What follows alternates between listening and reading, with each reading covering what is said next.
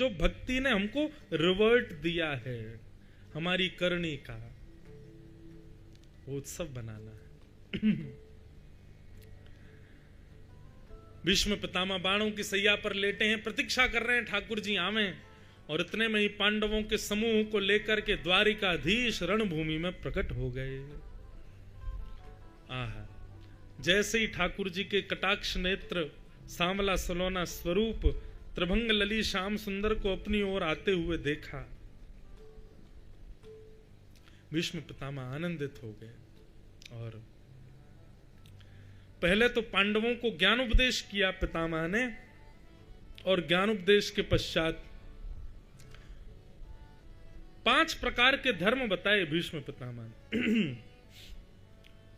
दान धर्मान, राज धर्मान, मोक्ष धर्मान, विभागस, स्त्री धर्मान, भगवत धर्मान, समास व्यास योगितः। 5 प्रकार के धर्म हैं। सबसे पहला दान धर्म। दान के विषय में बताया कि भाई कुपात्र दानाच्च भवेत् दरिद्रम, कभी भी किसी कुपात्र को दान मत दीजिए। कोई आपके पीछे पड़ जाता है, बोले भैया तेरे बालक सुखी रहेंगे, तू सदा राज करेगा, इतना दे जा, इतना दे जा, ऐसे ऐसे कहते हैं लोग। ये तो और जगहों पर तो लोग आशीष के रूप में कहते हैं तेरा परिवार फलेगा भलेगा, भैया हमको कछु दे जा। भगवान करे संसार के समस्त भिक्षुक जो हैं सब संपन्न हो जाएं, किसी के मन में ऐसी भावना ना आवे मांगने की। हमारे ब्रज में लेकिन विचित्र है। हमारे ब्रज में क्या कहते हैं पता है?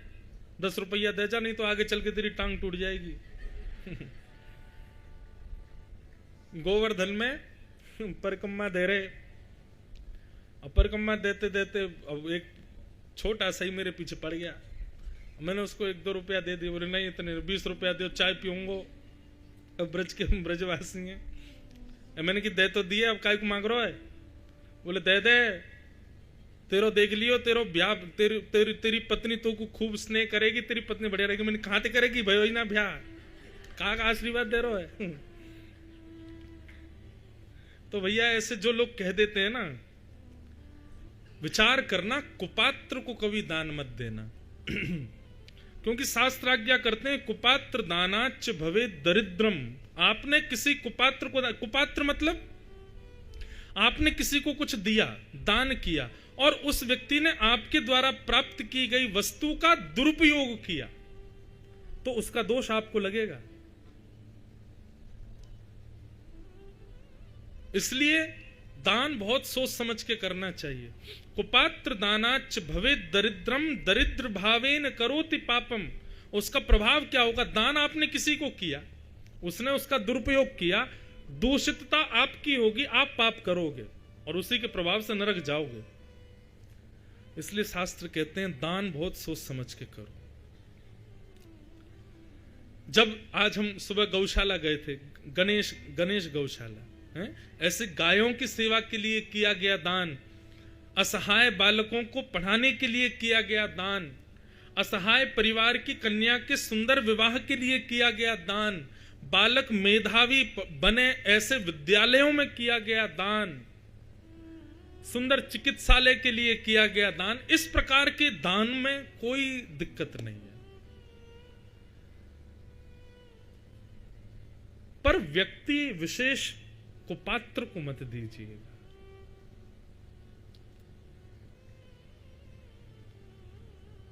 क्योंकि कुपात्र को दान देने से आपकी स्थिति खराब होगी। कुपात्र दानाच्च भवेत् दरिद्रम।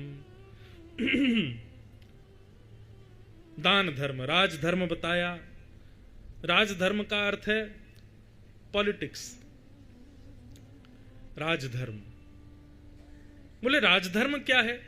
बोले राजधर्म में छल कपट झूठ ये सब चलता है। ये सब अगर नहीं करेंगे तो वो राजा बन ही नहीं पाएंगे, तो थोड़ा बहुत तो उनको करना पड़ता है और इसका उनको दोष नहीं लगता। ये राजधर्म है।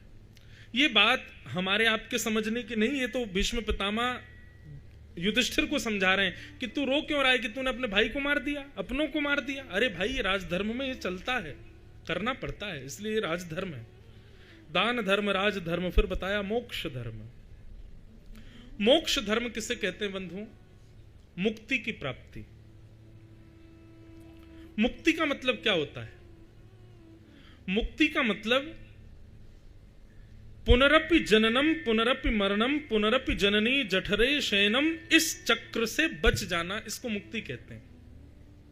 पुनर्जन्म न विद्यते, एक बार मृत्यु के पश्चात फिर पुनर्जन्म ना होना, इसको मुक्ति कहते हैं। और ये मुक्ति मिलती कैसे है? बोले बारी मृथे घृत होत वरु सिकताते बरु तेल, बिनु हरि भजन न भवतरहि। हरि के भजन के बिना आपको मुक्ति नहीं मिलेगी। हरि का भजन करना पड़ेगा, खूब हरिस्मरण करना पड़ेगा, खूब नाम जप करना पड़ेगा, खूब भगवान का स्मरण करना पड़ेगा। उन सब का प्रभाव ये होगा कि अंतिम श्वास निकलते समय हरि नाम मुख पर आएगा, तब मुक्ति मिलेगी। बंधुओं, एक बात कहें, जीवन भर किए गए नाम, जीवन भर किए गए जाप, ये सब व्यर्थ हो जाएंगे यदि आपने अंतिम श्वास में भगवान नाम नहीं गाया तो। आप कहेंगे तो महाराज जी फिर जीवन भर क्यों, अंतिम श्वास में ही बोल लेंगे। और वो सबसे ज्यादा दुर्लभ है। अंत राम कहीं आवत नहीं, अंत में भगवान नाम आएगा नहीं। तो फिर ये बात आ जाती है, तो फिर तो जीवन भर नाम जप का क्या फायदा? अब हमको क्या पता कि अंत कब आएगा? तो इसमें दो भाव हैं। पहला भाव तो अंतिम क्षण कभी भी आ सकता है, इसलिए हर क्षण नाम बोलते रहो, हर क्षण भगवत स्मरण करते रहो। जिस प्रकार आपने भोजन कितना किया ये कभी नहीं गिनते, श्वास कितनी ली कभी नहीं गिनते, जल कितना पिया कभी नहीं, ऐसे ही अपनी दिनचर्या में अत्यंत उपयोगी भगवान के नाम को बनाओ। जल के बिना जीवित असंभव, अन्न के बिना जीवित असंभव है, वैसे ही नाम के बिना भी हम नहीं जी पाएंगे। ऐसी स्थिति कर लो, हम नाम लिए बिना रह नहीं सकते। जिस प्रकार जल पोषक है, अन्न पोषक है, वैसे ही नाम भी आपका पोषक हो जाए, ऐसी स्थिति पहले बनाओ। और वो कैसे बनेगी? कल हमने 3 उपाय, श्रवणम कीर्तनम विष्णु स्मरणम, श्रवण कीर्तन और स्मरण, इन तीनों को निरंतर करते रहो। एक समय ऐसा आएगा, अन्न ना मिले तो रह पाओगे, जल ना मिले तो रह पाओगे, लेकिन नाम नहीं मिला तो नहीं रह पाओगे। नाम तो चाहिए, इतना उपयोगी नाम हो जाए। ऐसी स्थिति जब हो जाएगी, जब नाम के बिना रह ही नहीं पाओगे, तो निश्चित है अंतिम श्वास जब आएगी तब मुख से नाम ही निकल रहा होगा। हमारे गोवर्धन में एक श्री ठाकुरदास बाबा थे, उनका मैंने दर्शन किया। वो इतना नाम जप करते थे, इतना नाम जप करते थे कि जब उनका प्रस्थान समय आया ना, तो उनकी हाथ की उंगली भी ऐसी ऐसी हो गई थी, और ये अंगूठा ऐसे ही होता रहता था। बिना माला के भी उनका अंगूठा ऐसे ही चलता रहता था, ठाकुरदास बाबा। और मुख से शब्द तो नहीं निकल पाते थे, बहुत अवस्था भी वैसी हो गई थी और शरीर भी ऐसा हो गया था, पर उनके होठ चलते रहते थे। मतलब इतना नाम जप किया था उन्होंने कि अब उनकी चित्त वृत्ति 24 घंटे नाम में रहती थी। ये तो मैंने प्रत्यक्ष देखा। जब भगवत धाम प्रस्थान कर गए तब भी उनका अंग ऐसा ही था, नाम लेते हुए। ये कब होगा? जब श्रवण कीर्तन और स्मरण तीनों की स्थिति में सदैव अपने आप को रत कर लोगे, नाम को ही रट रट करके, नाम को जप जप करके अपने जीवन में नाम को पोषक तत्व के रूप में ग्रहण करना प्रारंभ कर दोगे। जैसे दवाई ली जाती है ठीक होने के लिए, जैसे कुछ भी खाया जाता है अपने आप को पोषण करने के लिए, वैसे ही नाम लेना प्रारंभ कर दो। अभी हम नाम क्यों जपते हैं पता है? गुरुदेव की आज्ञा है, माँ ने कह रखा है, गुरुजी ने कहा है। और कई लोग इसलिए नाम जप करते हैं ताकि हमारे आगे का दिन अच्छा जाए, हमारा दिन बढ़िया जाए, हम जो भी करें सब बढ़िया हो। कई लोग नाम जप इसलिए करते हैं हमको पुण्य मिलेगा, हमारे पुण्य बढ़ जाएंगे, और ये सब आदि। नहीं, इन सब के लिए नहीं। नाम जब भी केवल इसलिए कि मेरे ठाकुर जी मुझसे प्रसन्न हो जाएं बस। और प्रसन्न हो जाएं कि पीछे भी ये भाव नहीं कि मेरा सब कुछ मंगल मंगल कर दें ना, वो प्रसन्न हो जाएं। प्रसन्न हो के भले ही हमको कष्ट दें, लेकिन वो प्रसन्न रहें। मेरे रोने से जो तुमको आए हंसी, तो मैं रो रो के तुमको हंसाया करूं। ऐसी प्रसन्नता, आप प्रसन्न रहो, इस भाव से नाम जप प्रारंभ करो। जब नाम जप आपको अनायास करने लग जाओगे नाम जप को, तो निश्चित मुक्ति प्राप्त हो जाएगी। लेकिन मैं एक जगह कथा में कह रहा था, आज पुनः कहूं, बराह पुराण में भगवान ने एक बहुत सुंदर बात कही है कि जो व्यक्ति जीवन भर नाम जप करता है, अब भाव से करे, कुभाव से करे, पुण्य की प्राप्ति के लिए करे, दिन बढ़िया हो इसके लिए करे, लेकिन नाम जप उसने किया है तो भी उसको मुक्ति प्राप्त होगी। कैसे? जीवन भर जो मेरा नाम जप करता है, अंतिम समय में यदि उसके मुख से मेरा नाम नहीं निकल पाता तो मैं उसका नाम बोल देता हूं।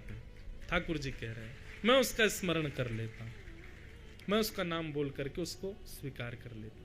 ये तो दयालु हैं ठाकुर जी, पर हम इस बात को सुनकर के संतुष्टि नहीं होनी चाहिए हमको। कर लेते हैं नाम जब, भगवान याद कर लेंगे हमको, नहीं। उनकी प्रसन्नता, हमारा पोषक तत्व बने नाम, तब मोक्ष मिलेगा। लेकिन अभी आगे चलेंगे ना, अभी आज या कल में ये मोक्ष की फिलॉसफी भी छोड़नी पड़ेगी, फिर दूसरी आएगी, वो बताऊंगा। तो दान धर्म, राज धर्म, मोक्ष धर्म, और फिर आया स्त्री धर्म। स्त्री धर्म के विषय में बताया, भर्तु शुश्रूषणम स्त्रीणाम परो धर्मो यमायया तद बंधुनाम च कल्याणम प्रजानाम चानुपोषम। एक बहुत बढ़िया बात बताएं, सारे पुरुष बहुत ध्यान से सुनिएगा। भाई लोग जितना नाम जप करेंगे, भाई लोग जितनी तीर्थ यात्रा करेंगे, भाई लोग, हमारे भाई बंधु लोग जितना नर्मदा गंगा यमुना स्नान करेंगे, तो नाम जप, तीर्थ यात्रा, गंगा यमुना आदि पवित्र नदियों के स्नान अनुष्ठान से जो हम भाइयों को पुण्य मिलेगा, वो पुण्य माताओं को केवल अपने पति और परिवार का ध्यान रखने से मिल जाता है। ये बात बिल्कुल सत्य है, ये मैं नहीं कह रहा हूं। भर्तु शुश्रूषणम स्त्रीणाम परो धर्मो यमायया, बोले स्त्री का एक ही धर्म है, एक ही नियम है, एक ही पूजा है, एक ही सब कुछ है। बोले क्या? तद बंधु नाम च कल्याणम प्रजा नाम चानुपोषणम, पति और पति के पूरे परिवार, मतलब अपने परिवार का ध्यान रखना, उनका कल्याण करना, इसी से ही उसको पुण्य मिल जाते। लेकिन आजकल कलयुग चल रहा, भाई लोग तो करते नहीं पूजा पाठ वगैरह, तो इसलिए माताओं को ही करना पड़ता। माताएं ही मंदिर जाएंगी, माताएं ही कथाओं में जाएंगी, माताएं ही बेचारी जल चढ़ाती हैं। सोचो उनका पुण्य कितने लेवल को पार कर गया होगा। उनको तो वैसे ही पुण्य मिलता है पति बच्चों का ध्यान रखने से, और वो ये सब करती होंगी तो उनको कितना पुण्य मिलता होगा। लेकिन माताएं क्या करती हैं? सारा पुण्य करती हैं, और पुण्य करके मेरे बेटे को मिल जाए, मेरे पति को मिल जाए, हमारी सासू माँ ठीक हो जाए, वो बांट देती है। संग्रह की स्थिति नहीं होती माँ के हृदय में, वो बांटती है। इसलिए ये मंदिर जाना, नाम जप करना, घर के ठाकुर जी की सेवा करना, यज्ञ अनुष्ठान करना, नदियों में स्नान करना, ये कर्तव्य माताओं का नहीं है। करती हैं माताएं, क्योंकि भाई लोग खाली बैठे हैं, करते ही नहीं, लेकिन ये कर्तव्य भाइयों का है, हम लोगों को करना चाहिए। तद बंधु नाम च कल्याणम प्रजा नाम चानुपोषण, स्त्रियों का धर्म बताया है। और अंत में भीष्म पितामह ने भागवत धर्म बताया। भागवत धर्म मतलब भक्त धर्म। भक्त का धर्म क्या है? कायेन वाचा मनसेन्द्रियैर्वा बुद्ध्यात्मना भानुषित स्वभावात् करोमि यत् सकलं परस्मै नारायणायेति समर्पयेत्। मैं जो कुछ भी करूं सब ठाकुर जी को अर्पित, मेरा कुछ नहीं। आपने घर बहुत अच्छा बनाया, हमारा नहीं है, ठाकुर जी का है। आपकी गाड़ी बहुत बढ़िया, हमारी नहीं है, ठाकुर जी की। आपका पुत्र बड़ा सुपात्र, हमारा नहीं है, ठाकुर जी का है। लेकिन कई लोग बड़े चतुर हैं आजकल लोग, उनसे कहो घर बहुत अच्छा, हमारा नहीं ठाकुर जी का। ठाकुर जी कहते हैं अच्छा बेटा तो फिर तुम निकलो, हम रहें। स्वीकार है? नहीं हो पाएगा स्वीकार। गाड़ी बहुत बढ़िया, ठाकुर जी के, ठाकुर जी कहते तो तुम रहो, पैदल चलो, हम आएंगे गाड़ी में। स्वीकार है? नहीं।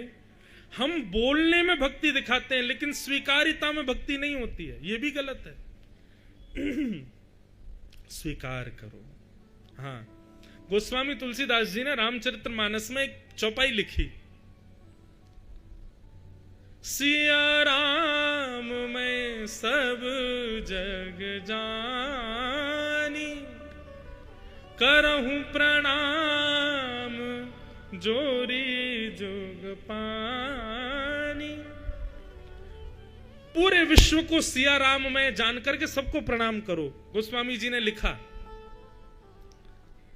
और लिख करके जैसे ही काशी विश्वनाथ भगवान का दर्शन करने जा रहे थे तो आगे एक नंदी आ गया, बैल।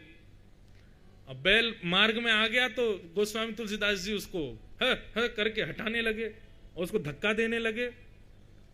धक्का दे करके बेचारे को हटा दिया, गए महादेव का दर्शन करके लौट के आए। जैसे ही मानस जी खोली तो ये चौपाई अंतर ध्यान हो गई, गायब हो गई। गोस्वामी जी बोले हमने लिखी, गायब कैसे हो गई? फिर से लिखी, सिया राम मैं सब जग जानी, करो प्रणाम जोर जुग पानी। इतने में ही महादेव प्रकट हो गए। बोले जो करते नहीं हो वो लिख क्यों रहे हो? जो तुम्हारी करनी में नहीं है उसको तुम लिख क्यों रहे हो? लिखिए भी मत। अरे महादेव नहीं, मैं सब में ठाकुर। बोले अच्छा, आज सुबह नंदी मिला था, मैं ही था वो, और तुमने तो ह करके और जैसे जानवर को हटाते हटा दिया हमको। हमको लगा तुमने चौपाई लिखी है तो निश्चित है कि तुम हमको नंदी में भी देख लोगे, लेकिन वहां भी तुमने एक जानवर को देखा। गोस्वामी जी के नेत्र सजल हो गए, बोले जय हो भगवान, मैं वास्तव में देख चुका था आपको, लेकिन मैं ये प्रमाण जानना चाह रहा था कि मैंने जो लिखा है वो वास्तविक है कि नहीं। और आपने आकर के उसकी वास्तविकता सिद्ध कर दी। आपने आकर के बता दिया कि हाँ सिया राम मैं सब जग जाने, सब में सिया राम है। ये आपने प्रकट हो गए। इसी के लिए तो मुझे पता तो चल गया था वो नंदी में से सुगंधी आपकी आ रही थी, लेकिन फिर भी मैंने जबरदस्ती इसलिए हटाया ताकि इस बात को प्रमाणित करने के लिए आप आओ। ठीक वैसे ही बंधुओं, जो कहते हो उसको स्वीकार भी करो। भागवत धर्म कहता है काया से, वचन से, मन से, बुद्धि से मैं जो कुछ भी करूं सब ठाकुर जी को अर्पित, सब ठाकुर जी को अर्पित। मेरा श्रेय है, मेरा है, ऐसा नहीं। लेकिन कहते तो 90% लोग हैं सब ठाकुर जी का है, पर यदि ठाकुर जी कभी आ जाएं अपना हिस्सा लेने तो हम उनको भी अदालत ले जाएंगे, केस कर देंगे उन पर। हमें इतने खतरनाक हैं हम लोग। इसलिए बहुत गनीमत मानो कि आप कहते हो कि घर ठाकुर जी का, तो ठाकुर जी मन ही मन सोच रहे होंगे कोई बात नहीं बेटा, हम नहीं आएंगे। किसी दिन आके मांग लिया ना अपना अधिकार, ये तुमने हमारे नाम कर रखा है, नहीं देंगे हम। लेकिन भागवत धर्म का अर्थ क्या है? तेरा तुझको अर्पण क्या लागे मेरा, ओम जय जगदीश हरे। सब कुछ आपका है नाथ। मैं जो कुछ भी सत्कर्म कर रहा हूं, हाँ पाप कर्म सारे मेरे हैं, सत्कर्म सारे आपके हैं, ये मेरी क्षमता नहीं है करने की। इस प्रकार भीष्म पितामह ने पंच धर्म समझाए और फिर भीष्म पितामह ने स्तुति गाई। बहुत सुंदर स्तुति है भीष्म स्तुति। एक बात कहें बंधुओं, मैं पूरी स्तुति शायद मैंने वर्षों से नहीं गाई भीष्म पितामह की, लेकिन मैं आप लोगों से एक बात कहना चाहूंगा, जिन लोगों को भगवत दर्शन की इच्छा है मृत्यु से पहले कि हे नाथ प्राण बाद में निकले, पहले आपका दर्शन हो जाए, वे लोग आज से ही भीष्म पितामह की स्तुति का नित्य पाठ करना प्रारंभ कर दो। हम भागवत जी के मंच पर बैठे भीष्म पितामह की स्तुति बोल रहे हैं, दावे से कह रहे हैं भीष्म पितामह जिम्मेवारी ले लेंगे कि आपके प्राण बाद में निकलेंगे। ठाकुर जी चाहे आप हवाई जहाज में हो चाहे ट्रेन में हो, ठाकुर जी आ जाएंगे, प्रत्यक्ष दर्शन जरूर देंगे। ये इन स्तुतियों में ये सामर्थ्य है कि ठाकुर जी को आपके सामने प्रकट कर सकते हैं।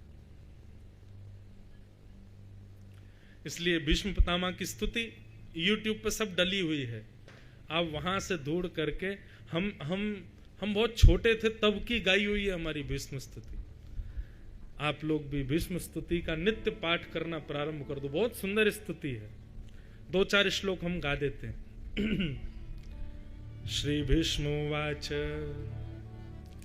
इत्मतिरुपकल्पिता वितृष्णा भगवत सात्वत पुंगवे विभुम्ने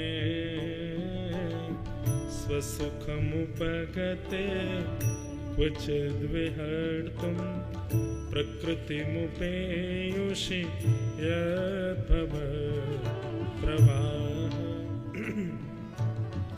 त्रिभुवनकमनं तमालवर्णं रविकरगौरवराम्बरं दधाने वपुरलककुलावृताननाब्जं विजयसखे रतिरस्तु मे वद्या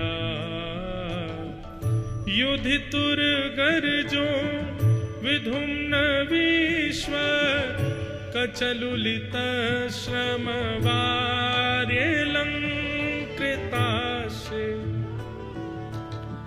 मम निशितशरैर्निकायुरक्ष्णा मम निशितशरैर्विविद्यमानः त्वचि विलसत् कवचेस्तु कृष्ण आत्मा सपदि सखिवचो निशम्य मध्ये निज परयोर्वलयोरथं निवेश्य स्थितवत परसैर्निकायुरक्ष्णा तवति पार्थ सखेरत ममास्तु।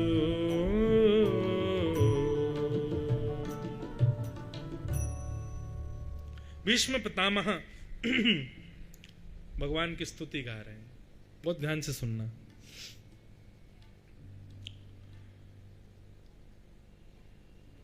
आज हम कथा करने के लिए आ रहे थे तो एक वैष्णव हमको मिले, वो बोले महाराज जी ठाकुर जी का मैनेजमेंट के बारे में थोड़ा बताइएगा, इतना अच्छा ठाकुर जी मैनेज करके चलते हैं सब कुछ। मैनेजमेंट का प्रारंभ भी ठाकुर जी ने किया है, उन जैसा मैनेज कर बताओ। 16,108 पत्नियों के संग एक साथ रहते हैं, कौन मैनेज कर सके। यहाँ एक विवाह करने के लोग तो रह नहीं पा रहे आनंद से। हमारे एक पंडित जी ज्योतिषी हैं, वो कह रहे महाराज जी कोविड काल में सबसे ज्यादा डाइवोर्स हुए। मैंने कहा क्यों? बोले क्योंकि पति पत्नी संग रह रहे थे, बाहर जाना अलाउ नहीं था, लॉकडाउन हो गया था ना, घर में ही रह रहे थे, तो फिर एक दूसरे को पहचान गए, डाइवोर्स हो गया। 16,108 विवाह हुए ठाकुर जी के, और हर पत्नी के साथ ठाकुर जी एक ही समय पर एक ही स्थान द्वारिका में अलग अलग भवनों में अलग अलग लीला कर रहे हैं। कौन कर सकता है ये? ठाकुर जी के तो बड़े अद्भुत ऐसे ऐसे मैनेजमेंट बताए हैं। एक जगह कथा आती है कि ठाकुर जी को एक नगर में एक राजा ने निमंत्रित किया, और उसी नगर के एक बेचारे दीनहीन से गरीब ब्राह्मण ने भी निमंत्रित किया। दोनों निमंत्रण एक साथ आए ठाकुर जी के पास। अब ठाकुर जी मन में विचार करने लगे क्या करें। राजा के यहां पहले जाएंगे तो ब्राह्मण सोचेगा कि अच्छा मैं गरीब हूं इसलिए मेरे यहां नहीं आए हैं, और गरीब ब्राह्मण के यहां चले जाएंगे तो फिर राजा से तो भाई यूं रहता है कि अच्छा ब्राह्मणों के ज्यादा पक्ष धरे ठाकुर जी। सो ठाकुर जी का मैनेजमेंट ऐसा है कि पूर्ण व्यवस्थित करते हुए चलते हैं। वो तो कर्तुम अकर्तुम अन्यथा कर्तुम समर्थ ईश्वर, ऐसा रूप धारण किया कि दोनों के पास एक साथ गए, एक साथ दोनों को सुख प्रदान किया। यहां आधा नगर तो ब्राह्मण के यहां ठाकुर जी को देख रहा था, आधा नगर राजा के यहां देख रहा था। ये तो उनकी भगवत तत्वता का हो गया। ब्रज लीला में वर्णन आता है कि जब ठाकुर जी वन भोज करने के लिए बैठते थे तो सारे ग्वाल वालों में होड़ लगी, लाला मेरी तरफ मुंह करके बैठे को, लाला मेरी तरफ मुंह करके बैठे को। और सब ग्वाल वालों में पहले से ही योजना बनती थी, लाला जा की तरफ मुंह करके बैठे को, समझियो वही से लाला ज्यादा प्रेम करें। ठाकुर जी पहले ही समझ जाते थे कि ये सारे जो है ये भाव रख के बैठे कि लाला हमारी तरफ मुंह करके बैठे को। तो शुकाचार्य जी वर्णन करते हैं, विभ्रत वेणुम जठर पटयो शांग वेत्रे च कच्छे वामे पाणे प्रश्न कवलम तत्फलम लांगुलीशु तिष्ठन मध्य। चारों तरफ ग्वाल वालों को बैठा करके ठाकुर जी बीच में बैठ जाते हैं। और बीच में कैसे बैठे हैं, जैसे कोई चीकने से पाटे पर घूम घूम गोल गोल के भोजन कर रहा हो, ऐसे ठाकुर जी भोजन कर रहे हैं। सबकी ओर दृष्टि पड़े, किसी एक को यह ना लगे कि मेरे ज्यादा हैं उसके कम हैं, सबका बराबर हूं मैं। भीष्म पितामह आज सारे मैनेजमेंट ही बता रहे हैं ठाकुर जी के। इतिमति रूप कल्पिता वितृष्णा भगवत सात्वत पुंगवे विभुम्ने। ठाकुर जी मैं अब अपने प्राण त्यागने वाला हूं और प्राण त्यागने से पहले अपने अंतिम इच्छा पूरी करना चाहता हूं। भगवान बोले क्या है तुम्हारी अंतिम इच्छा? बोले अंतिम इच्छा यह है भगवान, मेरी एक पत्नी है, मेरी एक बेटी है, उस कुंवारी बेटी का मैं विवाह करना चाहता हूं।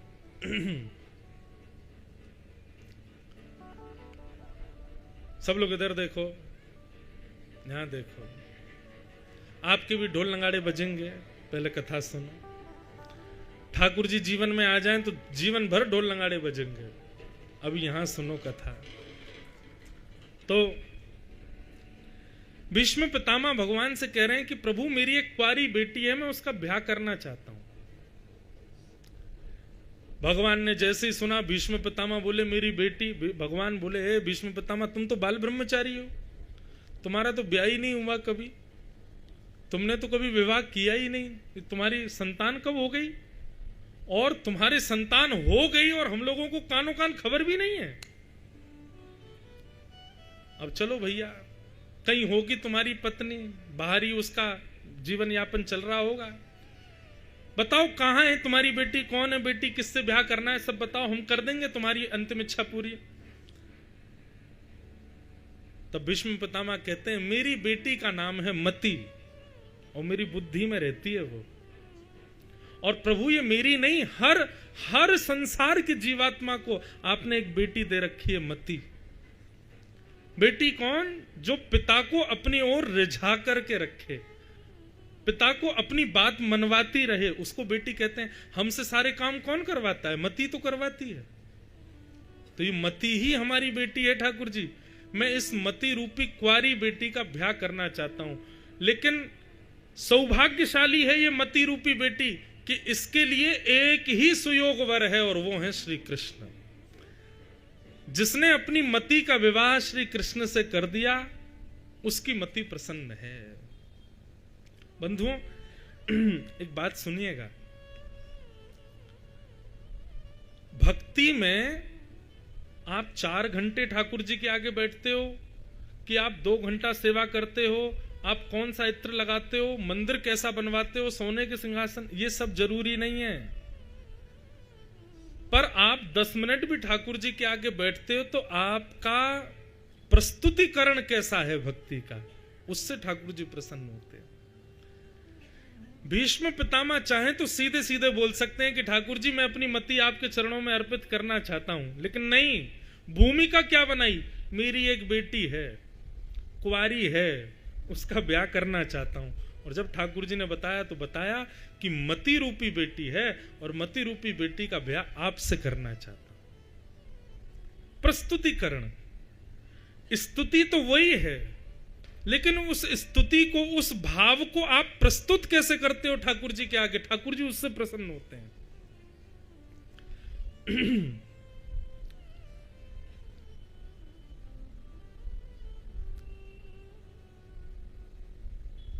पाव भाजी बाहर रोड पे खा लो 10 रुपए की प्लेट, वही पाव भाजी आप 5 स्टार होटल में पाओ 500 रुपए की। क्यों? किसका पैसा है? प्रस्तुतिकरण का। वो प्रस्तुत कैसे किया गया, ऑफर कैसे किया गया, उससे पैसा बढ़ गया, मोल बढ़ गया उसका।